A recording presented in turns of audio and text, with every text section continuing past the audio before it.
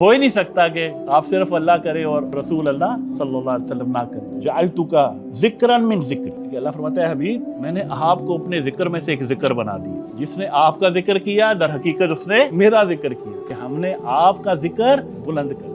तो जहाँ अल्लाह का नाम लिया जाएगा वहां तो अल्लाह के हबीब का नाम लाजमी लिया जाएगा। हो ही नहीं सकता कि आप सिर्फ अल्लाह करें और रसूल अल्लाह सल्लल्लाहु अलैहि वसल्लम ना करें। आप सल्लल्लाहु अलैहि वसल्लम फरमाते हैं लिकुल्लि शैइन सकाला व सकालतुल कुलूब ज़िक्रुल्लाह, कि हर चीज की सफाई का एक आला है और दिलों की सफाई का आला जो है वो अल्लाह का जिक्र है। तो जब हम अल्लाह अल्लाह अल्लाह करना शुरू कर देंगे तो ये दिल पर जो जंग, जो मैल, जो गंद है ये निकलना शुरू होगा। जब दिल साफ होगा तो वो मुत्तकी होगा और फिर मुख्तात हो जाएगा कि मुझसे कोई ऐसा लफ्ज ना निकल जाए जिससे मेरा रब मुझसे नाराज हो जाए।